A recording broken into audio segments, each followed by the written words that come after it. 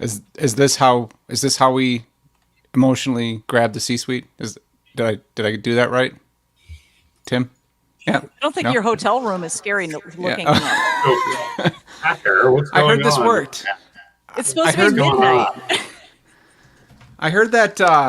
I heard that stock photos of hoodies, shadily clad. That works. Does that emotionally drives the C-suite? Only if Something like you that. look like Kyle Hanselman. Oh, am I doing this right? I think so. I don't know. I was a little terrified there. I was like, oh my God, I'm the CEO. Like, what is this hacker doing on my network? Oh my God. And then I got the mustache. And I was like, oh, all right. Oh. Then I got the mustache. He looks like a nice Midwestern boy. Never mind. Exactly. Well, good afternoon, everybody. Welcome to this week's edition of Team Tim. We're here with our good hacker friend Jesse from the Midwest, breaking down them cows and chopping up them tractors. And we have another great friend, Felicia, and of course, Mr. Schnurr. Felicia, we'll give you an opportunity to come on up, say hello, tell us about yourself, who, what, where, how, all the things. Oh, well, I spent the last 30 years remediating environments and just generally trying to help people have better information security risk management. And now I do vCISO, vCTO, and full IT security services and MSSP work for our clients. And we have full knock and sock in-house. We don't really believe in outsourcing things. So I do a lot of change management, right? That's a lot of the thing that is necessary in improving information security risk management is it's all about change management. And I think that's how we got to today's topic is how do we really understand what drives the decision-making process of the executive team? Love that. And of course, Mr. Schnurr, come on up. What is the brand name this week, my friend? There's two brands, Inquisitive IT and leasetrust.com. One's a little easier to spell. So depending on if I'm doing CISO work or working with individual investors or retirees and individuals, depends. But anyway, excited for this episode. I posted something recently that I'm going to ask Felicia again on why do MSPs get fired, right? So I'd love to dig into that again, but we'll also dig into, emotional drivers for the C-suite as well in terms of getting them to understand cybersecurity, getting them to, hire or employ outsourced IT or outsourced cybersecurity. So excited for this. Awesome. Mr. Miller, let me drag you on over here. Well, other than my short stint as a hacker model, I am founder of Power PSA and the Power Grid. We teach MSPs how to build cybersecurity programs at scale and do it profitably. We focus on showing MSPs how to leverage vCISO services to have a risk-led conversation with their customers and use business drivers and business outcomes to build the cybersecurity programs for their clients. So again, I'm very excited. Me and Felicia got along great when we first met. We both are cybersec farmers, as I like to say. So we could probably talk about that and not even mention cyber all hour, but we'll try to stay away from that for the time being. We'll save that for the green room. I love that. So, and of course, friends, obviously, me, Tim Golden, a little duality, compliance, founder of Compliance Scorecard, not Compliance Risk. We have our granddaughter here today, and a good friend of mine said, expect to have 3 shirt changes a day as I sit here with, with baby bottle on me. So yeah, I just keep changing my shirt 3 times a day because we do love having our grandbabies. But enough about me. Founder of Compliance Scorecard, not Compliance Risk, and we help MSPs operationalize compliance, but moreover, we help MSPs have the risk conversation with your clients using our compliance scorecards. We're really excited today. I think our good friend Dean, was that Dean? Yeah. Hey, Dean. Thanks, my friend. A little neon sign behind me. So, and George, thanks for showing up, George. We're glad you're here. And somebody's over on YouTube, Dr. Z. Where'd the doggy go, Jesse? I've been asked that so much this week. It's just wild to me. I don't even know he's back there. Well, I'll tell you what, the kids are home from school for the summer, so he's got better things to do. He's out running around outside with them, chasing chickens around and whatnot. So I guess I guess I know where I stand in the pecking order. Let's put it that way. Well, it's not too hot to be outside yet. Right. You wait. He'll be in there with you when it's too hot to be outside. Good point. Good point. So I want to come back. Like, there was some stuff, as always, albeit whether it's Tech Tribe, Reddit, LinkedIn, or all the firebomby place that things happen, where there was a conversation happening, and then Felicia and I were kind of like, okay, and then we got kind of like back and forth, and then we just picked up the phone and called each other. And as we started to kind of like dig into this like whole emotional piece, right? Like this whole like, and we just was like, let's just get on Team Tim and talk about this, right? So here we are, right? This kind of stemmed out of, I don't want to say a dumpster fire, but it came out of a couple of different threads and a couple of different conversations. And really, like, even me as like the CEO here, like understanding my emotional driver, right? I personally, and I am saying the me and I statements because I know that we shouldn't be doing that, but I've been dealing with, something pretty emotional the last like week and a half. I won't get into all the gory details. On one side of my brain, the logical business acumen side of my brain is shut up, Tim, and just do it. But the emotional side is like, I am pissed off. I am angry. I am mad. The hell. So these dichotomies playing even in my own brain, I can't imagine I'm the only one going through this. Right? There has to be some other people, other emotional drivers about making, and this is a quote that I learned several years ago that has been really hard for me, and that is leading through emotion versus leading with emotion. And maybe that can be a good foundation for our conversation as we talk about these emotional drivers of C-suites. All right, I'm off my soapbox. Yeah. Tim, dive in a little more. I don't know where you're going with that. So when you say leading through or leading with, are you talking about, it sounds like you're talking about like leadership, right? And your team and the culture you're trying to drive. How does that translate into the C-suite? Or in the SMB world, there's not really a C-suite, right? You're usually talking about, business owners, I think, right? Old Hal over there at Johnny's Lug Nut.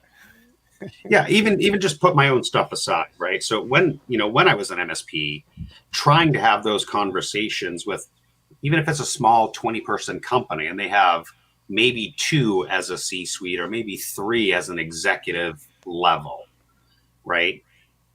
The emotional things that they deal with that have the business impact, right? And I'll pick on one, like here is an organization, really helping in COVID. Right. And that's like who they are. Like we're saving lives. This is amazing. And I come to them with like, yeah, but you got to give me, $100,000 an hour to fix that. No, but we're saving lives. Give it to me for free. No, you're going to pay money to do that. Like, and I could just see the mental turmoil that they were going through with, we're saving lives, but we have to spend money to do that, to make sure the data is protected, safe, and secure. Well, yeah, I want to take a stab at that because I think there's something there in that, a lot of MSPs and especially MSP leadership or just personnel that are technical focused, we kind of think sales is a dirty word or we think we're not good at sales. Was just having a conversation recently with someone that said, I'm very technical. I can deliver all these services, but I don't do business development. I'm not good at business development, right? But what are we good at? And what do we pride ourselves on from the business development and operational side of things? And that's leading our people, right? Being leaders. And what's part of that? It's using emotion and understanding emotional drivers to give our people what they want, to understand their lighthouse and what they want long-term for their career, to see how we can fit in their journey in our organization to accommodate that and help them succeed while helping us succeed. Well, let's flip that on its head and say you're a leader with your client because you're trying to help them understand their risk and make the right decisions for security. So apply those skills, that same kind of frame that you're taking is now you have to go to the C-suite like you would with your employee and understand what's important to this person. What's their lighthouse? What outcomes do they want? Because those are in some way at least, emotionally motivated. And so when you take that frame and understand it and look at it as like a leadership discussion, I think that really gets at the core of lead with emotion and not through emotion. Exactly. Felicia, do you have any comments, thoughts? I always feel like I'm on a different planet from you guys. I have just so much different experiences than you guys do. But I mean, I'm very, very, I think, unique in the MSP space, being somebody who works with organizations that are one user up to tens of thousands of users. And my role is as the virtual technology executive for those organizations. And I'm also different from most of the VCSOs out there in that I'm also the security architect for the clients, and I'm the change driver, right? So we deliver the solutions and so forth. Now, the end result of that is that I'm not just doing an assessment, right? It's this whole, how do you actually get that change through the organization? And what I find is that most organizations are just lacking in a tremendous amount of operational maturity. And I don't really care what their size is, right? Like, I almost feel like the smaller organizations are so much easier to deal with because you have this ability to go talk to the business owner. And, if you can have a conversation with them about how you're going to save $8,000, or, hey, we've got this process improvement and it's going to make your people be more productive. They're a lot more interested in that. And it's so easy to get buy-in from them and participation to correct that issue. On the other hand, you look at these really large orgs and they don't even want to make time for those meetings. And oftentimes they're so busy doing the things that the owners want to do or that the execs want to do, they don't actually spend time to deal with the HR management problems, which are the core number one reason for the failure of any improvement. I don't care whether we're talking about trying to get an employee computer usage policy deployed, or just simply compliance with the cybersecurity awareness platform, or simply onboarding to the company password manager, or getting people to take responsibility for reading the user manual so I know how to use the phone system. All of that is an HR management issue. And what I see as the core problem that is the barrier towards progress is a lack of HR management, lack of hiring for emotional intelligence, and then a lack of causing people to act like adults and holding them accountable to acting like adults. So, when we're talking about those emotional drivers, sometimes I have to just step back and stop trying to help the client solve their problems, because sometimes that executive management team doesn't understand that a problem exists until it's in their face and they are having the pain. So I would say that what I do is like not in a book any place. The only reason I know how to do what I know how to do is because I've worked in about 26 different very large organizations that were over 10,000 users. And you really get into a real soup of personalities and motivations, territory, decision-making processes. And the longer you do this, the more you kind of realize that there is a rhyme and reason, and there's a heck of a lot of emotional intelligence required to being able to say, okay, that's it. I'm just going to pull back. So you brought up EQ, right? So I'm just gonna let me just pull this up here real quick. I think this one, or is it this one? Yeah, it's this one. So our good friend Dean. Yeah, our good friend Dean talked about EQ today, and hopefully, Dean, you're over here listening as well, right? Talking about using DISCs or predictive index or any of these kind of assessment tools that are out there, right, on personality and so on and so forth, right? Brick has a BRYQ. Brick has a really good platform that I find to be, it's effective if you tune it. So if there's any company out there that's actually doing hiring, I do recommend that product. You can build your own employee assessment process where you can do this is my attitude that I'm trying to search for in terms of personnel. This is their emotional intelligence. These are their proclivities. These are their aptitudes in terms of verbal, written, math. you get the idea. And what Brick actually recommends, and no, I don't make any money off of Brick. I'm not being their salesperson. I'm just saying I've used the tool and I've actually been quite pleased with it.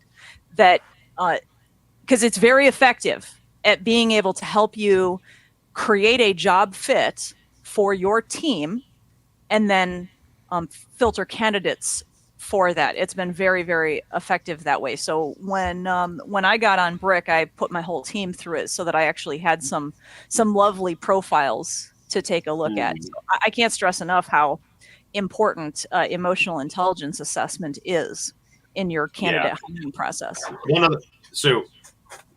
Well, I want to give Jesse or Tim an opportunity before I chime in so that I'm not eating up all the airtime. Go ahead, Jesse. Yeah. No, I'd like to hear Tim's take. Yeah. Yeah. So business, I just dropped something in the chat, and I worked at the Big Four, and first thing they come in is they do a business chemistry test. They make you take a quiz, and they talk about it like all the time, every kind of individual meeting, and just like, what kind of person are you? What do you, just trying to get a feel of like who you work well with, and like, what are some of your natural things you do. I don't think this is the perfect example. Like, I think Felicia King really got me with like change management and change, right? And innovation, right? And Tim, you can throw this book up. You've heard me talk about it a lot. I'm almost finished with it. It's called The Geek Way. Just came out in the last month. It's an MIT professor that worked at Harvard, been in all these businesses, Amazon, whatnot. And it all comes down to, it's really kind of a derivative. If you've ever read The Lean Startup, Felicia King, like, agile, right? And like how these businesses, if you could just look at all these massive businesses that have like fallen apart, and it's like exactly what Felicia said, like they never embrace change. They don't like farm for dissent, as Reid Hoffman says at Netflix, right? Like, they're not looking for people's opinion. It's a hippo, highest paid person's opinion, right? And if you disagree with that, like, you're out, or like you suck, right? So I can even simplify it. I'd say they really need to put some big boy pants on. Right. And very few organizations have. I mean, they don't make it a cultural and intentional cultural approach to put big boy pants on. Yeah. Right. So just working backwards. Accountability, ownership. Yeah. Working backwards on like where Agile came from. You've heard of waterfall, right? Like, you can basically have a gigantic catastrophe for 5 years until like the waterfall finishes. So they call it the Liars Club, because like there's no transparency, there's no accountability. And like Agile basically, like, it came along because it's like, all right, we're making a little bit of progress. Like, we made something, it didn't work, we measured it, right? Like, That's like, so. Yeah. I've been going through the lean startup. I was just going to agree with you. I've been going through the lean startup as well, right? And as I've gone through that, like, I've been a software developer for 30 years. So the whole idea of, continual MVP, not that we're continual MVP, but the concept of making sure you have right change management in place to put a thing out and then measure it and make sure that you're changing it appropriate and all of that kind of stuff. But like, I think as Felicia, you were talking about, is that whole accountability piece, right? That whole, big boy pants, like, hey, like, time to like do your thing, Liars Club, they call it. Yeah. Cause they can just lie. There's no like, there's no measurement. There's no kind of like transparency. So I got to jump in here, Tim, because you just like kind of hit one of my hot buttons. Okay. Wait a minute. We have something just for that. So let's do this. All right, we're good. So one of my hot buttons, and I was just actually talking to corporate counsel this morning of a very large national insurance agency. And I was bringing up this whole point of the amount of mendacity that goes on, and the mendacity that the C-suite puts up with. And I think in a lot of cases, the C-suite is, they want it. And I would like, I'll explain. I would like everyone in an executive management capacity to understand that they accept the liability of the outcomes of the mendacity that comes when they have the wrong people do vendor risk assessments, vendor compliance, attestation, cybersecurity insurance applications, you name it. Right? You know, Tim, you brought up this whole thing about lies. Okay, this is exactly how companies get into massive issues. If someone lies on the cyber insurance application and you have customer contracts that are associated with you having a valid cyber insurance policy in place with the specified amount of coverage, well, then you just committed contract fraud with all of your customers, okay? Breach of contract. And all of this type of stuff is happening because the executive management team oftentimes doesn't understand the concept that they need a technology executive. I don't really have a good, clear understanding of why this is. It's like they can get it where they need a CFO, they know they need a corporate counsel, right? They know they need a professional tax advisor. You know, they know they need a brain surgeon, right? They know that they need professional advisors that are truly qualified in their life in a variety of ways. But then they go and they give that cyber insurance application to the IT manager or the IT director. And I'm sorry, I've been doing this for 30 years and I have yet to see even one person with that title that's qualified to fill out that application. All right, I'm done. Mr. No, Miller. that's good stuff. Yeah. It is good stuff. It is good stuff. Go ahead, Jesse.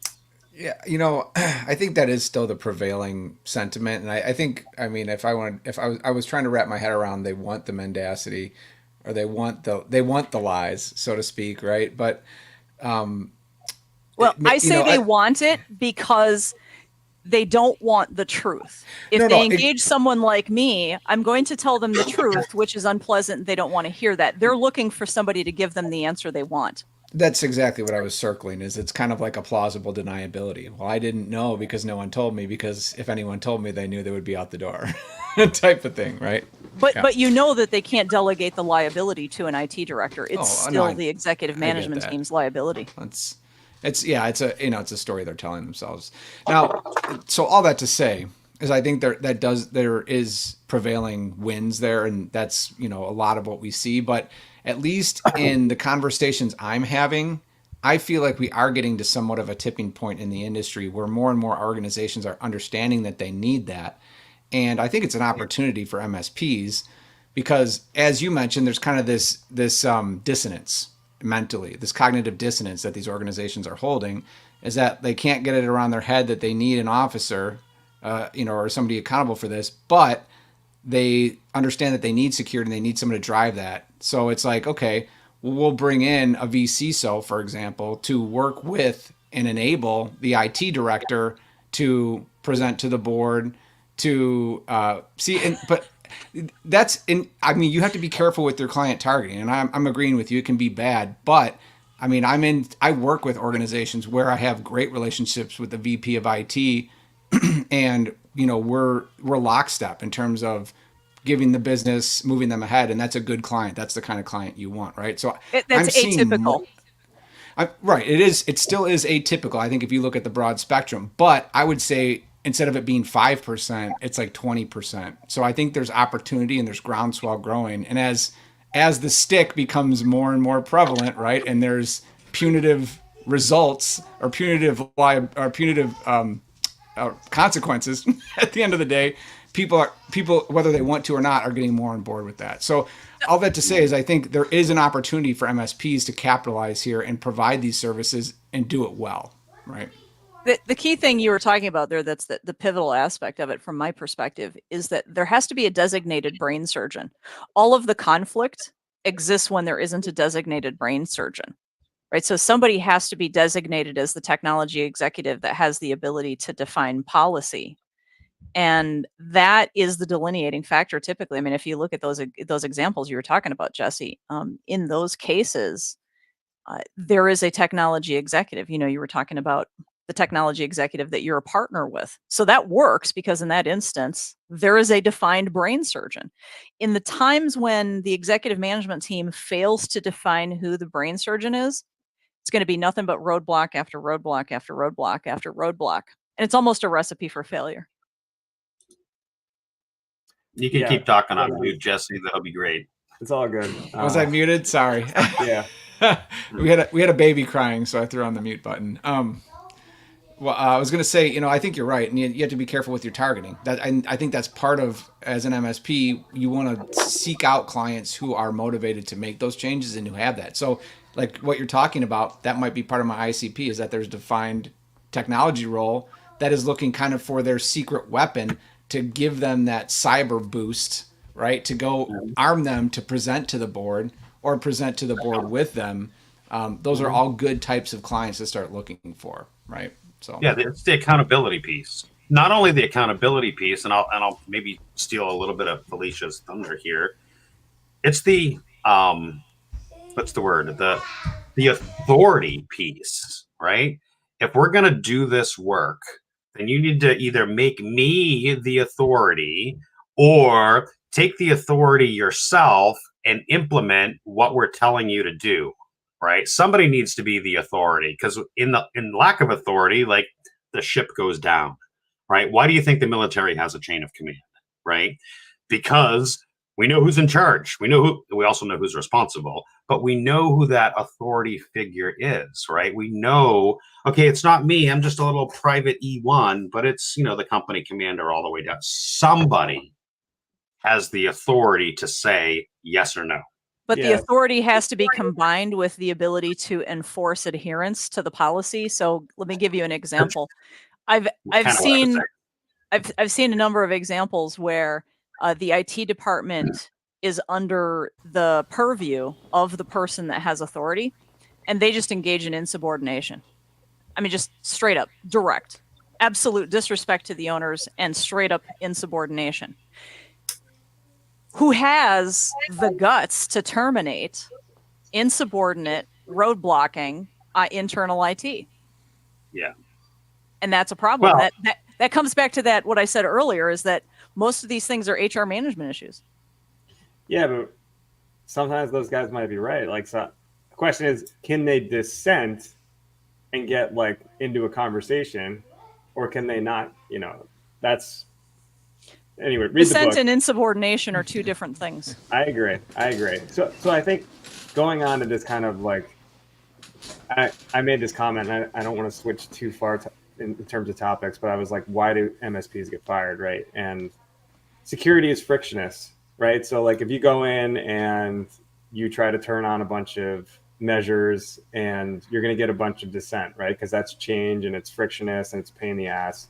As you said, if you're not empowered or given the authority to make those changes, but also, even if you do have the authority and you are empowered, if they're just like, you're getting all this kind of like end user backlash, right? Because you never kind of go through the why. I think it's a problem as well. So, right, like they're like, why does it take me 10 minutes to log in now? Why does my laptop turn off after 15 seconds? Why does like my USB drive not work anymore? Why do all the websites not work anymore? Right? Like, they don't understand, right? So like so I think but how does that kick off, right? Like, how do you get to some kind of at least movement in that right direction? You're right. You're an outside IT provider who can be replaced and fired pretty quickly, and get a yes man to come in and be like, oh yeah, you don't need that, right? Like, I'll fill out the application, as you just said, like, you guys are good. So that happens as well. But yeah, no, I mean, see, I don't think you need to be explaining to the end users why. I'm not saying don't provide it to them in documentation, but what I'm saying is you can't waste time dealing with the peanut gallery. Someone needs to have the authority to establish a policy and just say, hey, this is company policy. Suck it up, cupcake. This is part of doing your job. All right. You struck a nerve. All right, you struck a nerve. Because in my 20 years of doing this, in the first 10, I spent Big Bad Tim is just doing the flicking thing, right? Dr. This No. is it. Tough shit, Dr. No. Yeah, that didn't go so well for 10 years, right? And I had to like step back and recognize why everybody hated Tim, because not only was I given the permission, the authority, the ability to then even work with HR to ensure people were getting fired or reprimanded or whatever appropriately, I was the ass. Well, sorry, we're not supposed to use bad words. I told that everybody in the beginning, but I was the jerk, right? I was the jerk. And so I had to learn that lesson really hard, even though I was given all the power, authority, all the things with HR, and step back and be like, why does everybody hate me? Oh, because I wasn't necessarily explaining to the peanut gallery why these things were important, why I need to remove local administrative rights because we have a $5 million contract saying we're keeping our stuff. And by the way, that $5 million contract we can lose and you won't have a job. Now I would do that better and nicer, but I had to shift from big bad no to why. So Tim, the approach that I use is I train the managers. Yeah. So to me, I train the managers because the peanut gallery I don't have time for. When there's a disgruntlement with an end user because the end user is like, I don't want to spend time reading the user guide on how do I do the phone system. I want to call an IT support ticket and I want to have the IT department tell me how to use the phone system every time I have a problem, right? This is an HR behavior thing. They take that to the manager. If the HR managers or the line managers, whoever, the people supervisors, they're empowered to they understand the why, I think that's definitely important that they understand the why, because then they can say, hey, it not only is a company policy, it's part of the employee computer usage policy, but it's also because this is the right thing to do. And no, it's really not that friction. It's really just not that much friction. So the scenario that you're talking about, like, that's great when the company is large enough to have managers and peons and up and down the chain. But we're MSPs. We're dealing with companies that have 5 people, maybe 20 people, maybe I use 50. The same approach for a 3-user company. Yeah, well, it's a little easier to have the why conversation with 3 people. And I agree where there is a structure, because, military chain of command, absolutely use the chain of command and deal with the one-off instances of the peanut gallery appropriately. But like I said, I had to start having the why conversation because I was the one about to be getting fired because I just kept saying no, tough shit, too bad, with no reasoning behind it. Yeah, see, that's not my approach. I don't do that. So I learned that the hard way. Yeah. And that's what my post was. It's like, you can come in and just be like, we're locking this down, and then just no reason, no rhyme, no kind of why, or you're just total rollover, and then they just get breached, and you're like, you're still fired. So either way, this is why I actually like the CIS model, and I don't know if you guys have ever seen the 2 webinars I did on the CIS community defense model, but I feel like it's so easy to understand in that I call it the CIS sandwich. You have like 2 pieces of bread, and then you got some meat and veggies on the inside. And you start first with, hey, I've got some policies. And then we say, oh, yeah, our policies are implemented. And then, oh, we've got, technical controls that are automating our policies. And then the business is behind that, right? So it's to me, when you start with policy, then it's not a question of the MSP trying to push themselves upon the organization. It's got to be the C-suite is actually distributing that policy to the organization with their authority. Yeah. Yeah, it's while we're talking about all this, I don't disagree with much of what's been said. I think, but one thing that did occur to me is something is an old saying. I've heard it plenty of times, but it says, culture eats strategy for breakfast, right? And so we can have all this great strategy, we can have all these things, but going back to like Maslow's hierarchy of needs, if we have a terrible culture, where you said a lot of that toxicity is going on, and employees don't feel safe or empowered to do their job in at least a basic level, and they're just kind of fighting to live, so to speak, in the organization, they're not going to care about security. No amount of this is your job, do this is going to work with them. On the flip side, if you've created a place where they feel happy to come to work today, they care about the organization, they care about their fellow coworkers, they care about their managers. They want to, there's the dog. Yeah, see, he likes this. Then it's much easier to say, hey, here's the things we need to do to keep the organization safe. And they're like, oh yeah, that's great. I want to keep this place safe because I like this place, right? So, I think I think that's all. That's all true, and but I want to redirect a little bit back to when we need to affect these types of changes. We need to start having this conversation with the C-suite. We're coming into a new VCSO role, right? What do we do, and how do we talk to the C-suite to start making that change? And maybe they are a little resistant, as you talked about, to having a security leader that's driving this change. What are ways we can talk to them and put things in the business vernacular and business outcomes that make sense and resonate, right? Because, like you said, we start talking about a risk management process, they're going to be like, what? Like, we don't need that. We've been fine just until now. But when you put it in terms of like protecting cash flow or, being agile to attack new market segments, and you start talking that way, or stabilizing, our company because of a turbulent economy right now. We want to create stability in other places and offset that. It's a whole different conversation. I think that starts to open up. So, I'll get off my high horse there, but I do want to get feedback from everybody about, like, how do we have this conversation with the C-suite to start talking about why security is important and what we need to do about security, and how do we put that in their vernacular? I think it's about two things. Number one, it's their time. Mm-hmm. And number two, it's about revenue. Yeah. They want revenue to continue. They want operations to continue. They want sales to continue. Anything that impairs that needs to be addressed. And the other thing is, there's not really many executives that I can say that are sitting around twiddling their thumbs with nothing to do with their time. So Right. Anything that is an issue is distractionary from the other business driver initiatives that they're doing. So to me, it's always about revenue and time. Mm-hmm. Revenue, Yeah. revenue. The 3 R's. We always talk about the 3 R's, right, Mr. Tim?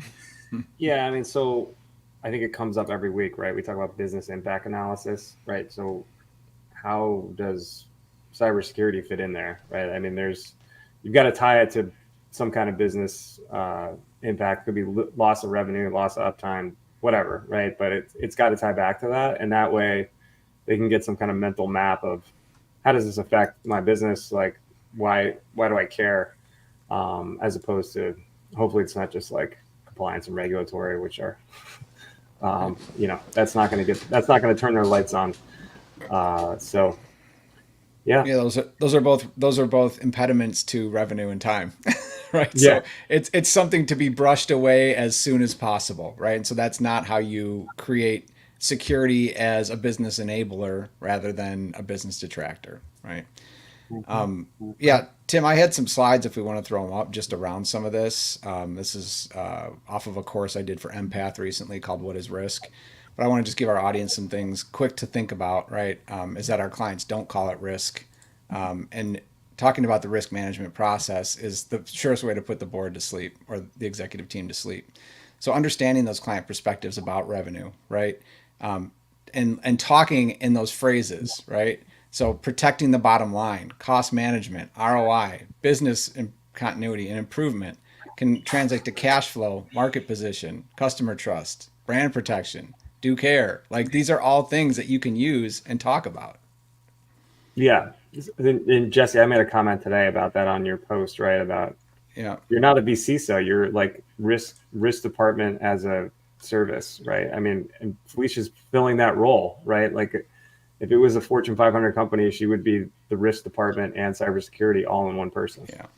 So Yeah, I read something recently and it said, like, your executive team is smart. Don't think they're not smart, right? Like, so when you oversimplify concepts, I think you can get yourself into trouble. Like, but I think using analogies to talk about how,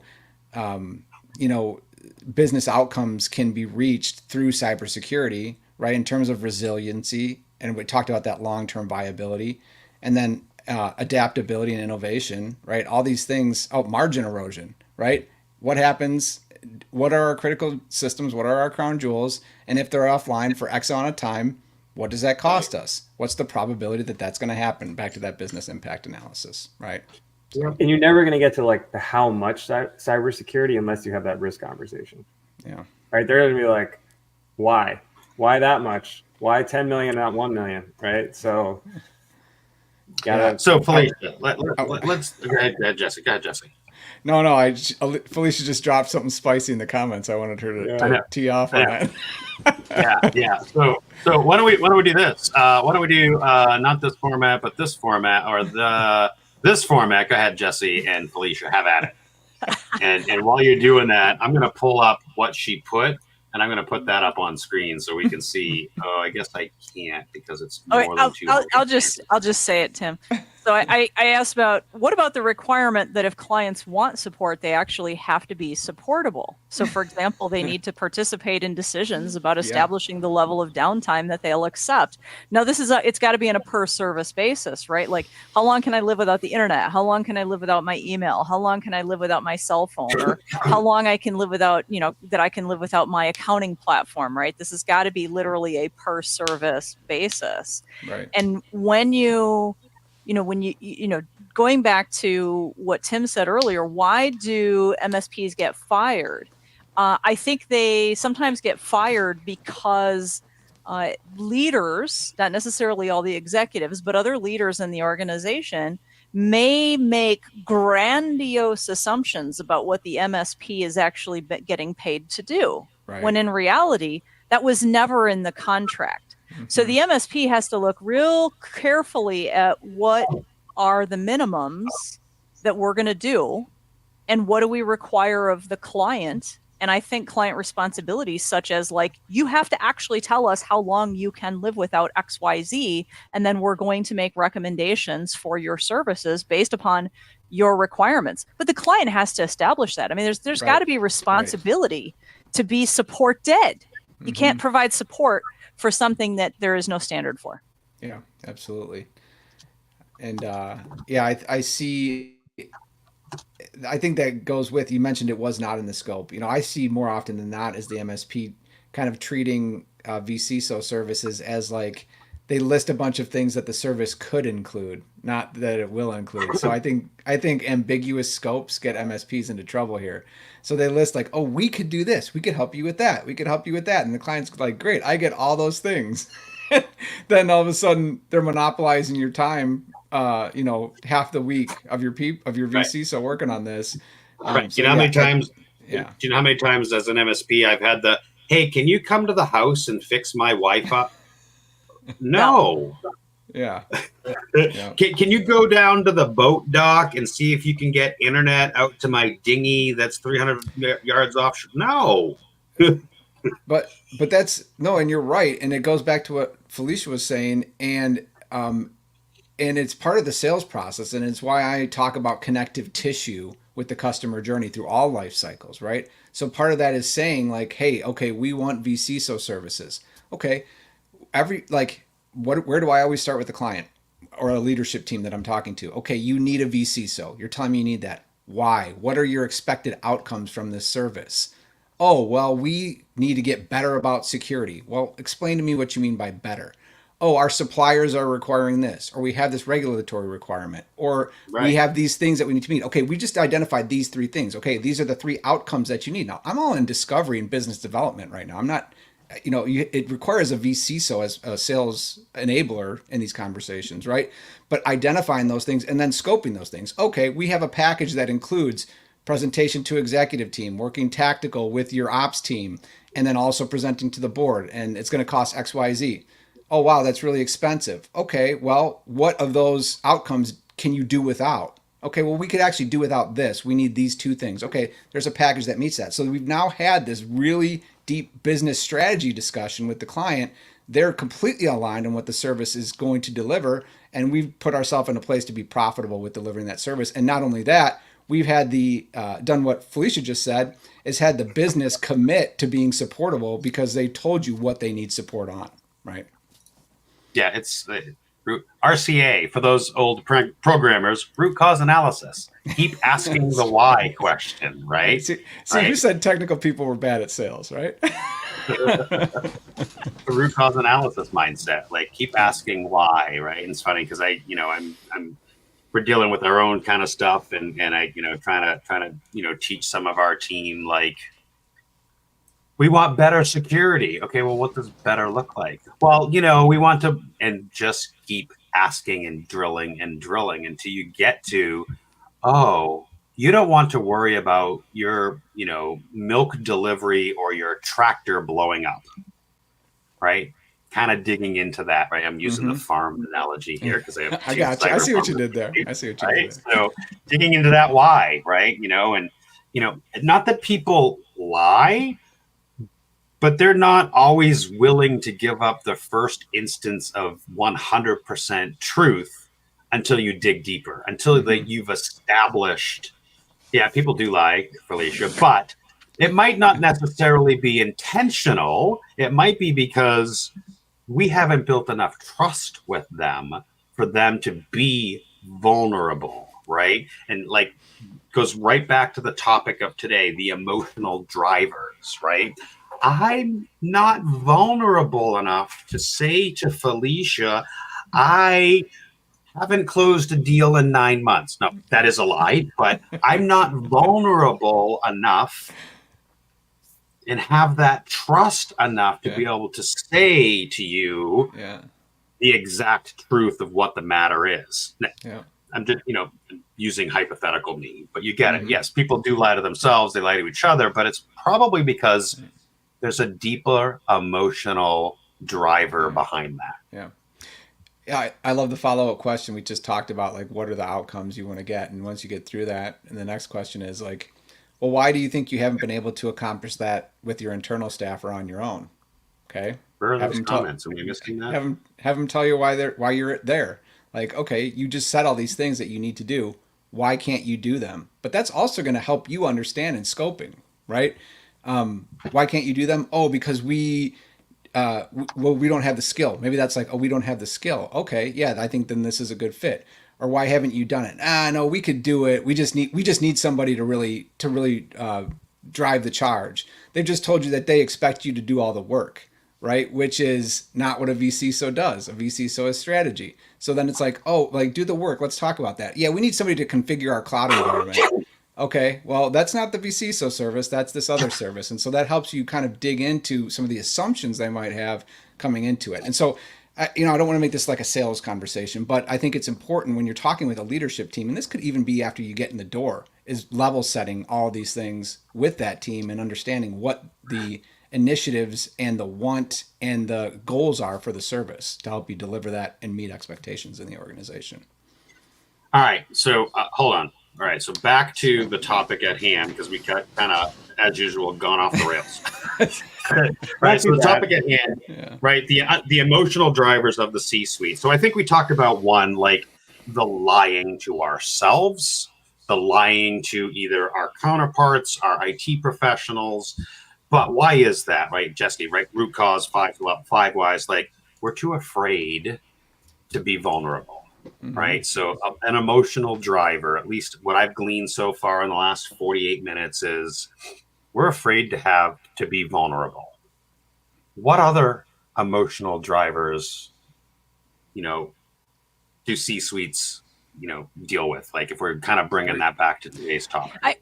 Let me jump on that one. So I feel like the more highly educated a person who's in the C-suite is, the more difficulty they have admitting that they don't know how to run an IT department. They don't know how to do vendor assessments. They don't even know how to look at two different proposals and, pick apples from oranges.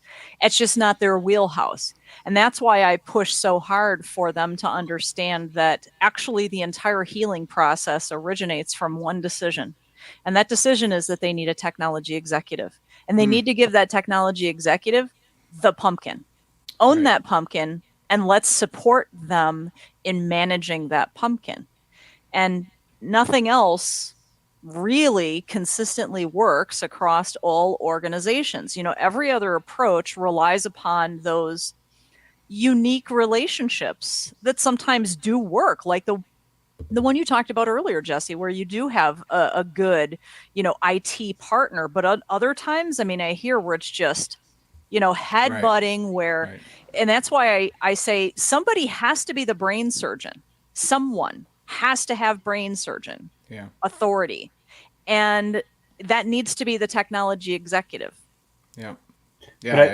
But I think the brain surgeon which is crazy because I don't know anything about brain surgery, still has to show me something that I know they're making progress, some kind of metric, some kind of accountability, some kind of transparency, that they're like doing the right thing, right? Like, because they just can't go on in perpetuity as like carte blanche, like, you know, I have total, you know, so I like, there's got to be something there, right? Like in terms of, I don't know how they're performing, I don't know what they're doing, I don't know what they're like, what do they bring to the table, right? Yeah. Well, Yeah. you know what you're talking about here, Tim. I can tell you that I have seen IT department after IT department after IT department where the entire decision-making process was they have a credit card and they can do whatever they want. So actually, when I get involved as the technology executive, that's when the accountability starts, because they had no accountability previously, simply because no one was there previously that knew how to run an IT department. They had no idea how to set goals or how to evaluate the performance of these people. Nobody was writing policies. Nobody was defining standards. There was no discipline for asset inventory or procurement or anything, right? And so the rest of the executive management team before I showed up looked at IT as a risk we're willing to absorb to the tune of X dollars per month. It is literally a magic 8-ball. Yeah. With a credit card. Yep. So we've got about 8 minutes left. I'm choking on my allergies. Excuse me. We got about 8 minutes left. We always try to like have a key takeaway, and I want to make sure we leave enough time for that. You know, maybe 1 or 2 more minutes on the emotional drivers. Tim or Jesse, do you have anything else you want to add before we start to dive into our one key takeaway? Do I? Yeah, I mean, go ahead, Tim. Those emotional drivers, I had something in here. Go ahead, Jesse. I was going to say one thing we haven't talked about, or maybe we touched on it indirectly. We talked about revenue. So greed is a is an emotional driver. So Charlie Munger, the Warren Buffett, you know, his sidekick, show me an incentive, I'll show you the result, right? Yeah. And so I mean that's kind of like a hyperbolic way to put it, right? Like there's these greedy executives, but I mean greed is a motivator, right? It's the goal in the book about, you know, engineer or about production. So yeah, I think maybe that's something that should be touched on. And we talk about revenue, like how does security enable revenue? And Tim, I love what you always say about, you know, $1 protected is $1 earned, right? And so I think that resonates. That's something to flesh out with your audience in the C-suite. And then I think from that same perspective, talking about how we can help business development by let's get ingrained with the business development team and understand what new verticals or industries our go-to-market plan has in it, and what can we do as a security perspective to be prepared to really go in as one of the top security people in that industry and talk about how we meet these requirements. How can we enable the business? How can we help the business win with those types of endeavors? So those are 2 ways to leverage, you know, quote unquote greed, or revenue is probably the better way to put it. Right. All right. I got to bring up Craig's comment here, right? So decision makers don't often understand. They're not experienced. They need to get someone to help them. That's where we come in, right? That's where us as IT professionals, MSPs, VCSOs, right? That's where we come in. And so I think, kind of bringing it all back to full circle here, right? When we think about the emotional stressors of the C-suite as it pertains to their business, as Jesse talked about earlier, right? Being able to understand and translating that risk, that stuff, into words that they can understand is going to be important, right? They don't really give a darn about control 7243. Like, they don't care. They don't care about the word MFA. They don't care about the word backup. They just want to know, listen, I'm worried that I'm going to have something happen to my bottom line. What are you going to do to help me? Right? Yeah. So Yep. yeah, It's they don't even care about risk. To Craig's point, when you're dealing with business owners and SMBs, they don't even care about, like you say, risk. That doesn't mean anything to them. What do they care about? Is my business healthy or healthier than it was yesterday? Read that as more profitable. And then number two, how can I keep that business profitable for the least amount of spend? So if you can show how risk takes and says, where do we spend our money to effectively mitigate the biggest risks, create the least amount of friction for the business, and even help you win more business, it becomes a much more powerful conversation and a strategic discussion that I think your customer appreciates, and they know you're on your side at that point, rather than is this guy just trying to sell me technology? Yeah, Jesse, on that as well. Like they could be interviewing multiple people, and if you don't resonate on some business issue, like you're either not going to get hired, or you're probably going to get fired at some point if you don't have that connective tissue, as you mentioned. So. Yeah. All right, 4 minutes, which means we each get 2 minutes apiece. Felicia, you're up on the top corner, so you get to go first.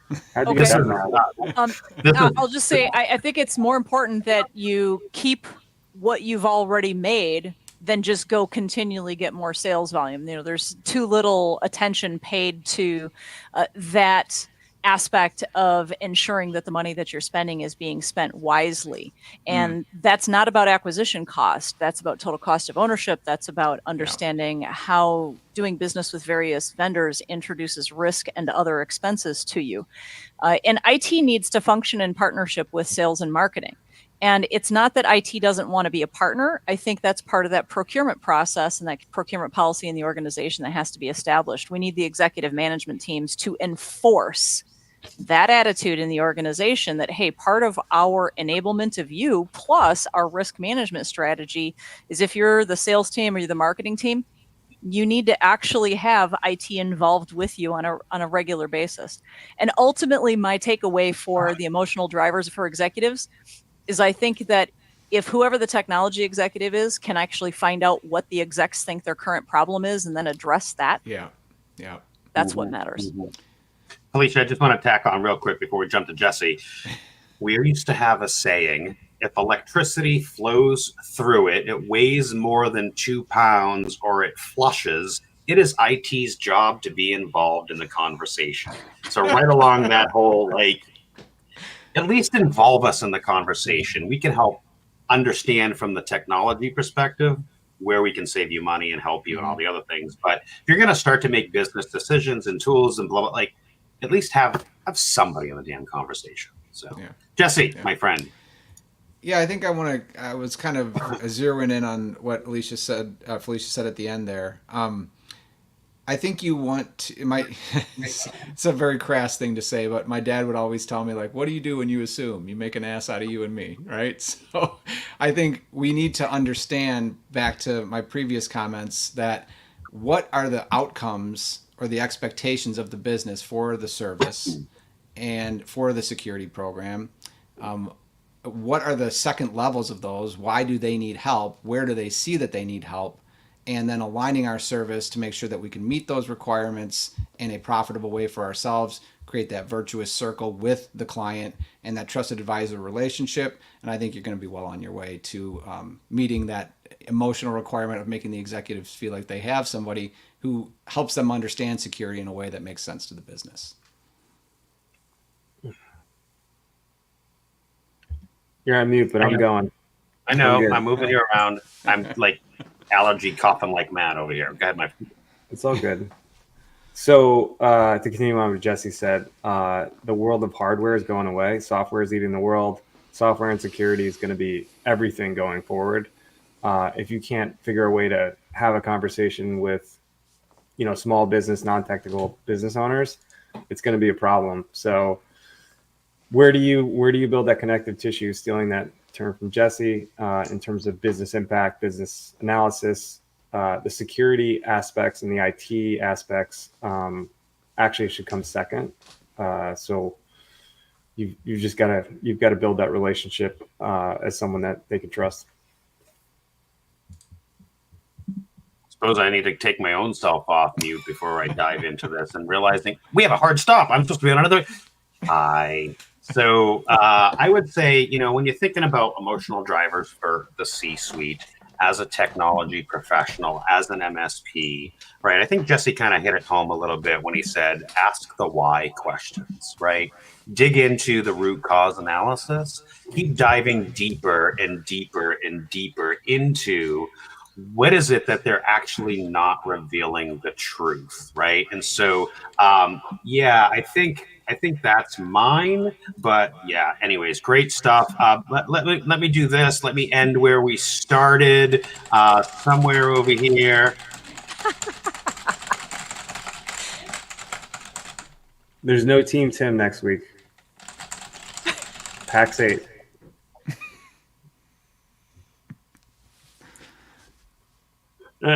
All right, everybody. As Mr. Tim rudely interrupted our hacker on the back end, there is no Team Tim next week because apparently I'm at PAX 8 and a whole bunch of most of the world, at least 1,600 plus MSPs and 100 and some odd plus vendors will be at PAX 8 next week. So, to emotional C drivers and beyond, have a great week, everybody.